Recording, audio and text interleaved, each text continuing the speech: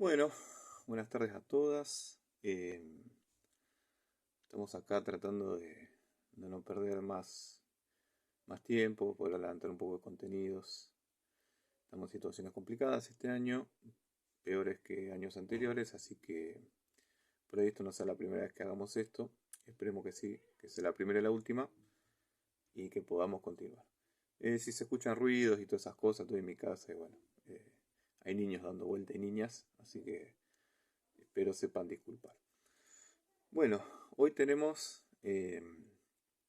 a presentar un texto de Enrique Dussel, que es un filósofo argentino, aún vivo, que pertenece a la rama de la filosofía propiamente nuestra, que es la filosofía de la liberación, eh, que hace propuestas sobre la ética muy interesantes eh, y que nos invita a una reflexión bastante profunda, ¿sí?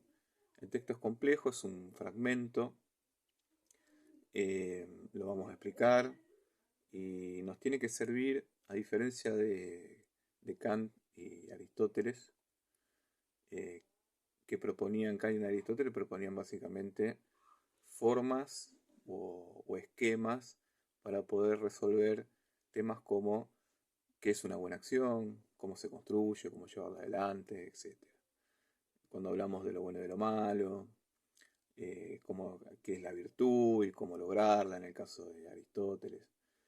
Eh, pero en el caso de Dussel, retomando un filósofo francés que se llamaba Emmanuel Levinas, se llamó porque ya está fallecido, en el caso de Dussel, eh, la reflexión ética es anterior a la idea de cómo resolver qué es lo bueno y lo malo. Va a una cuestión originaria o más radical, que es la cuestión de, mi gata, que es la cuestión de, eh, ahí está, perdón. Decíamos, Dussel nos invita a una reflexión profunda, que es pensar el origen de la ética, ¿m? Pensar el origen de cualquier posibilidad de ética. Eh, Ahora cuando vayamos leyendo vamos a ver de qué se trata. Pero vale adelantar que él no va a decir así se logran las buenas acciones, así las malas. No va en ese sentido. Eh, Va en otro sentido.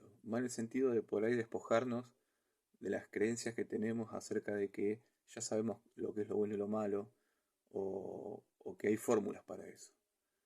Eh, Va en el sentido de hablar de experiencias más originarias entre seres humanos, y que las relaciones humanas entre una y otra persona son fundamentalmente relaciones de responsabilidad del uno para el otro, más allá de las decisiones que tomemos después, de que si queremos llevar a cabo esa responsabilidad o no, o cómo la queremos llevar a cabo. Bien, el fragmento del texto que tenemos hace referencia a Rigoberta Menchú, eh, una activista por los derechos indígenas. Muy interesante su vida, invito a que busquen, está en el texto, lo menciona. Bien, el libro del que está sacado está disponible en internet, se llama La ética de la liberación. Es una serie de 3 estudios. Nosotros tomamos parte del segundo estudio, donde va a dejar ver el autor que eh, los aprendizajes éticos no son cuestiones de academia, sino que son cuestiones profundamente humanas. Entonces, ¿qué vamos a hacer? Vamos a leer un poco y les voy a ir contando en qué cosas hay que centrarse, ¿sí? Después de esto, que es lo más, duro de la parte que nos toca hoy, les voy a dejar para leer un relato breve de un argentino que pertenece al llamado Colectivo Marrón. Después vamos a entrar en detalle de qué es, eh, donde podemos poner en juego esto que veamos hoy. Y les voy a dejar una pregunta o una forma de actividad que vamos a resolver en la clase que viene, ¿sí? Vamos a resolver juntos. Bien, el texto a ustedes les va a llegar, voy a ir leyendo todo, así no nos salteamos nada y vamos aclarando algunas cosas. Bien, al principio van a tener la referencia que hice yo, dice fragmento del libro La ética de la liberación de Enrique Dussel, dice la editorial, etcétera, etcétera. Y lo que sigue ya es parte de ese texto, ¿sí? Dice, afirmación analítica. Así me nació la conciencia, o la conscienzação, en portugués, creo que se dice así. La razón ética originaria. Bien, todas estas palabras complicadas, afirmación analítica, concienciación, razón ética originaria, vamos a ir explicándolas, ¿sí? No se apabullen. Hay muchos términos raros, hay una forma de escribir de Dussel que es poco común, mucho entrecomillado, palabras entrecomilladas separadas por guiones. No se asusten de eso, léanlo. Con las explicaciones que tengamos hoy yo creo que se van a poder entender bastante bien, ¿sí? Pero bueno, son marcas textuales que tienen que ver con lo que quiere decir él. Vamos a ver qué quiere decir con este título que tiene ahí. Dice, de pronto el relato de Rigoberta comienza a cambiar de sentido. Muerte de su amiga intoxicada por la fumigación, la sirvienta en el capital, la cárcel del padre, el periodo de reflexión. O sea, a Rigoberta Menchú le pasan estas cosas y ella hace una reflexión sobre su vida, ¿sí? Y de ahí va a sacar una conclusión de la que se va a tomar Dussel para hablar de ética. Bien, Rigoberta dice, yo empecé a analizar mi niñez, narra Rigoberta, y llegaba a una conclusión.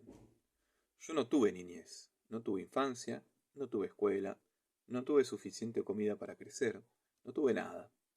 Yo decía, ¿cómo es posible? Relacionaba la vida de los hijos de los ricos donde yo he pasado. Ella era sirvienta. ¿Cómo comían los perros? Hasta educaban a los perros para que conozcan sus meros dueños y que rechacen hasta a las sirvientas. Todo eso a mí se me juntaba y no sabía cómo compartir mis ideas. Así es como yo empecé a tener amigos de otra comunidad. Yo hablaba. ¿Y ustedes qué comen? ¿Cómo hacen el desayuno? ¿Qué comen en el almuerzo?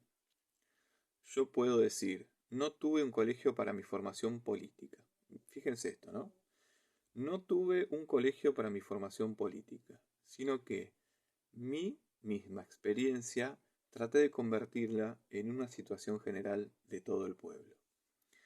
Ahora nos vamos a detener en eso.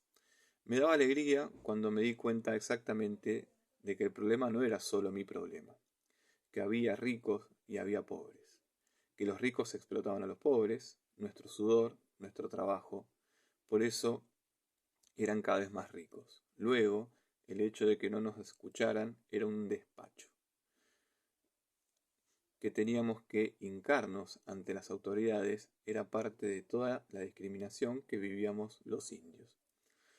Bien, acá lo que está contando Rigoberta es lo que va a desarrollar Dussel.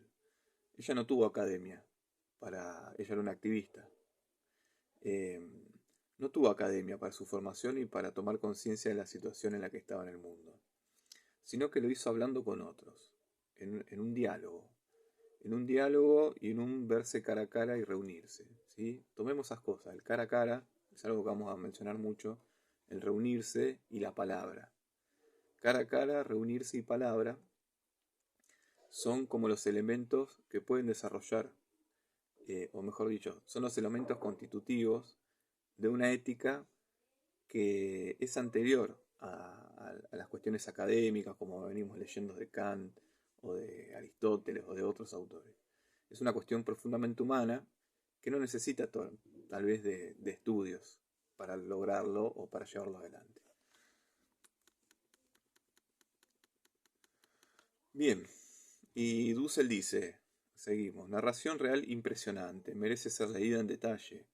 Abordemos ahora la cuestión de fondo. ¿Qué tipo de racionalidad nos abre al otro como otro, aún en su exterioridad?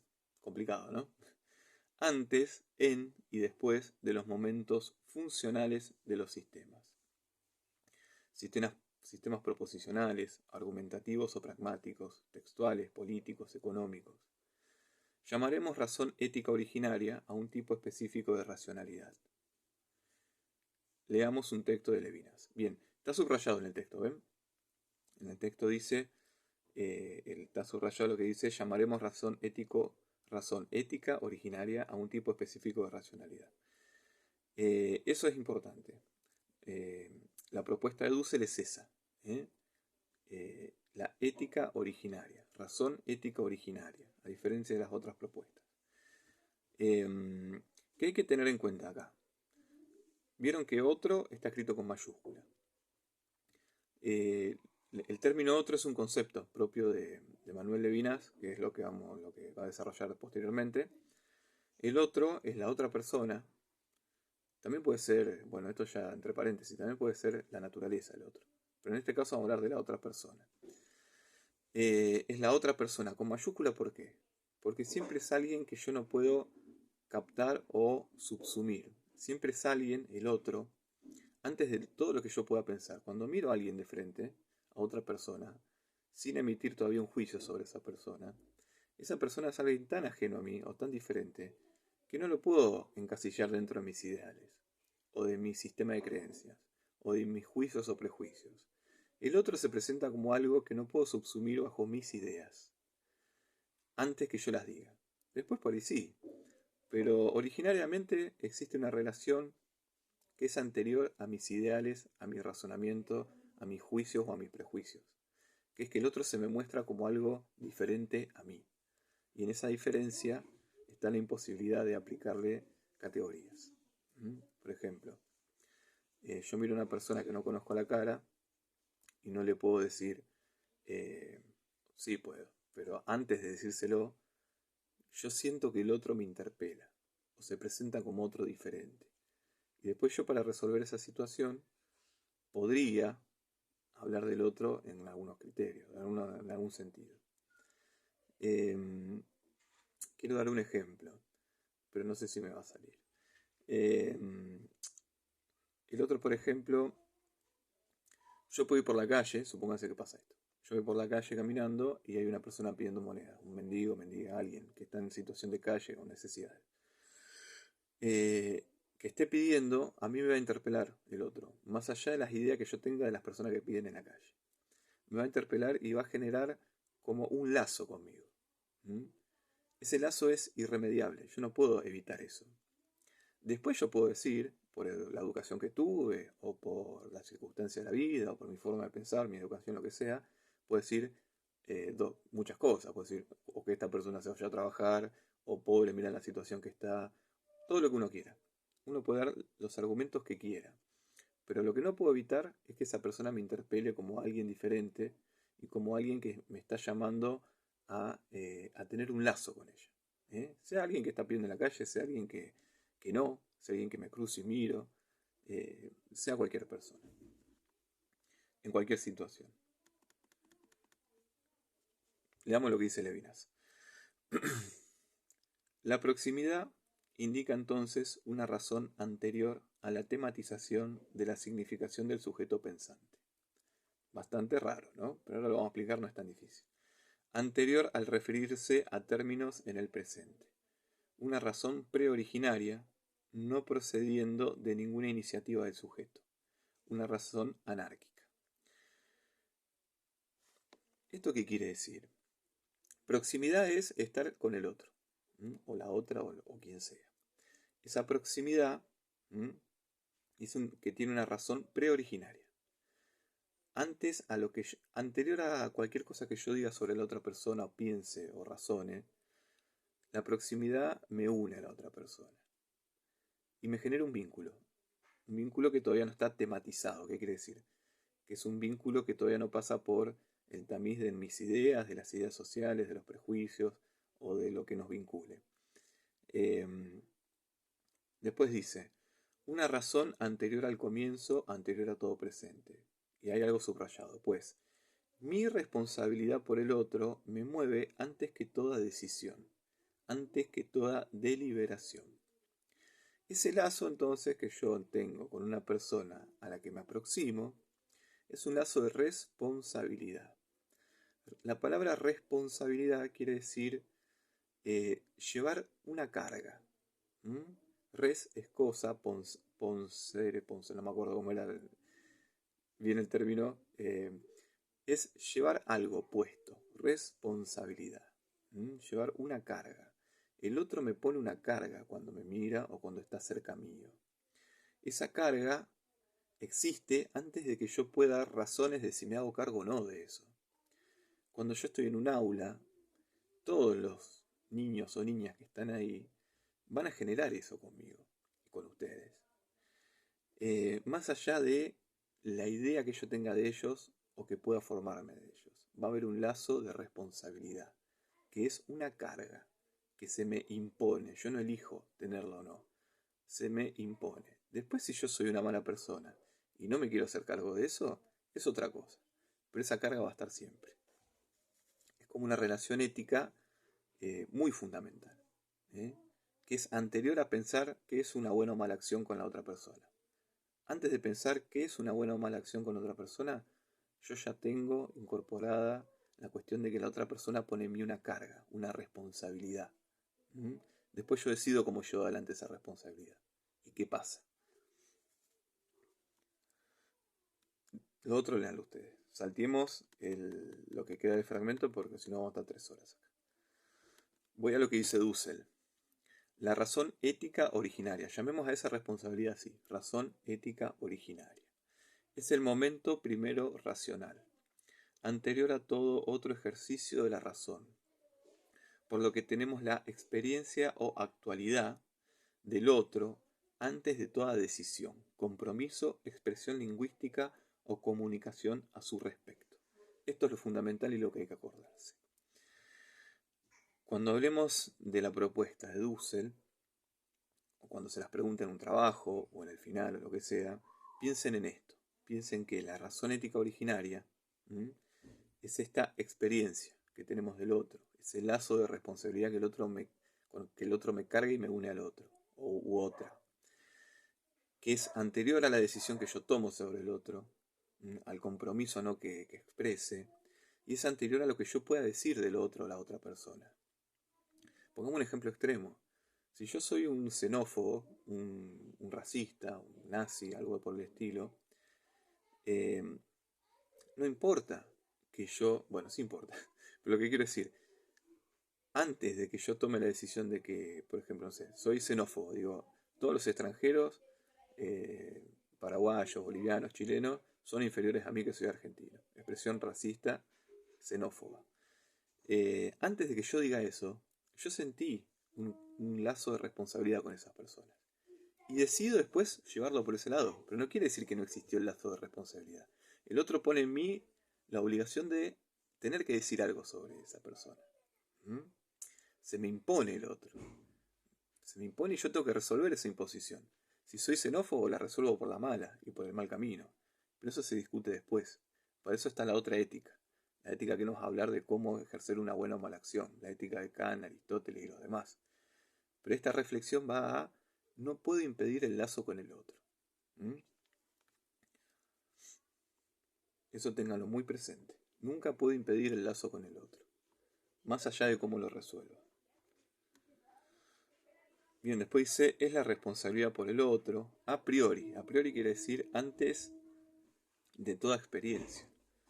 Y como presupuesto ya siempre dado en toda expresión lingüística proposicional o argumentativa. Bueno, eso no importa. Lo que sí importa, lo leo igual. En toda comunicación, en todo consenso o acuerdo, en toda praxis, es el meollo del momento ilocucionario mismo, en el origen de todo acto de habla. ¿Mm? Es decir, el otro me obliga a decir algo, no porque me dice, che, vos tenés que decir algo de mí, no, el contacto con el otro. La proximidad me obliga a tener que pronunciarme acerca de esa proximidad con el otro. Me pone la responsabilidad de decir algo sobre él. Después, que sea bueno o malo y todo eso es secundario, quiere decir, viene después, no es secundario, es importante, pero viene después. Lo original, lo que hay que reflexionar y pensar, es que nunca me puedo desentender del otro, porque el otro me obliga a decir algo de él. No explícitamente, sino con el simple estar enfrente mío. Imagínense una persona que, no sé, hay una manifestación, le cortan la ruta o el paso y está en su auto quejándose del otro que está adelante porque corta la ruta. Eh, por más que opine barbaridades o tenga razón o no en lo que diga, no puede dejar de no emitir opinión, porque el otro, con su presencia, lo obliga a emitir una opinión. ¿Mm? Nosotros en el contacto con estudiantes, también nos obliga el estudiante a emitir opinión sobre ellos. ¿Mm? Es inevitable eso, nos genera el lazo y no nos podemos despegar de eso, si no, no seríamos humanos. Con un objeto no nos pasa eso. Un objeto lo podemos tener al alcance o no, a la vista o no, y si lo tenemos a la vista, no nos obliga a decir algo sobre el objeto. En cambio, la persona sí, nos obliga en un sentido no visible, en un sentido profundo, en un sentido hasta metafísico, si uno quiere. Estamos obligados a pronunciarnos sobre esa persona. Así la detestemos o la amemos, la necesidad de pronunciarnos sobre ella está, y eso es ética. Bien, importante es la cuestión de pronunciarse. Voy a la otra página. Son muy complicadas las lecturas estas, pero bueno, la idea central es esa y hay que tenerla presente. A ver, es interesante esto del acto de habla, ¿sí? Y hay que tenerlo en cuenta la cuestión del habla porque se va a unir con, eh, con el textito que vamos a leer, que es mucho más fácil que esto, no se preocupen. Fíjense, vamos a la otra página, en la página 2, en ese párrafo que está ahí, hay una cosa subrayada que dice, hay una frase que dice, es un estar expuesto en la propia piel ante el otro. Cuando yo digo, ¿no? Porque está hablando del decir, cuando yo digo algo sobre otro. Es un estar expuesto, yo me expongo. Lo que soy por dentro lo pongo por fuera, en la propia piel ante el otro. Cuando yo estoy ante alguien, estoy obligado a decir algo sobre el otro, por más que me calle. Lo digo con mi gesto, lo digo con mi cara, lo digo con mi expresión corporal. No hace falta que solo sean palabras, ¿sí? A veces el cuerpo habla más que la voz. Entonces, el lenguaje, el discurso, la palabra, se pronuncia como algo natural después de estar en contacto con alguien. Los seres humanos somos personas, somos animales que hablamos, decía Aristóteles. Y esto lo va a decir Dussel y Levinas, y hablamos porque sentimos la responsabilidad que nos impone el otro. Hablamos porque el otro nos obliga a hablar y a decir algo, a expresar en qué situación estamos cuando estamos ante el otro. Siempre estamos obligados a eso, ¿sí? No hay situación entre dos seres humanos que no sea de un decir, de uno para el otro. Así sea con el cuerpo, el gesto, lo que sea. Y esto es muy importante, porque lo que decimos va a ser, al fin de cuentas, cómo llevamos adelante ese lazo de responsabilidad que nos une a los otros. Si lo llevamos de manera responsable verdaderamente o irresponsable, de manera positiva o negativa, como algo bueno o como algo malo, todo está en el decir. Cito también a Aristóteles porque, por ejemplo, Aristóteles decía que la palabra es una forma de la acción, porque cada vez que decimos algo, afectamos a la otra persona. Es como tocar a alguien, también las podemos tocar diciéndole cosas. Diciendo cosas podemos hacer sentir bien, mal a alguien. El decir es una forma de resolver la relación de responsabilidad con el otro. Ténganlo muy en cuenta. Segundo parrafito ahí en la segunda página, es cortito, lo voy a leer, dice: en realidad todas esas dimensiones tienen su fuente en el momento práctico por excelencia de la razón ética originaria, que establece el estar siendo por el otro, como responsabilidad a priori, en el cara a cara de la proximidad. Vieron que está difícil, está muy comprimido, pero fíjense esto, todas las cosas que surgen después entre los seres humanos, la diferencia de clase, las relaciones laborales, cómo nos dominan las leyes, el Estado, las cuestiones tecnológicas, la educación, todo eso que es posterior a la ética original de la que habla Dussel, todo eso surge por el hecho de la responsabilidad esta originaria de la que habla. Por esto de que el otro me obliga a tener que decir algo de él. Esto es muy interesante. O si no, no hubiese comunidad humana, básicamente. Momento práctico por excelencia de la razón ética originaria, que establece el estar siendo por el otro. Todo lo que hacemos, lo hacemos porque está el otro que me obliga a decir algo sobre lo demás o lo otro. Así eso que esté haciendo parezca, no sé, malo. Supóngase que ustedes están en una clase y son malas docentes y lo único que quieren es imponer su pensamiento hacia los niños o niñas que estén adelante de ustedes.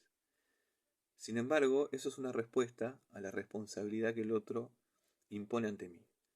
Creo que es la mejor, supóngase que soy muy ignorante, digo, lo mejor es que le imponga mis ideas, como en otras épocas pasadas. Es una forma de resolver esa tensión, de que el otro me está pidiendo de que me pronuncie sobre el otro. La resuelvo por la mala. Le impongo mi idea y digo, si le impongo mi idea, le va a ir bien en la vida porque a mí me fue bien con esas ideas.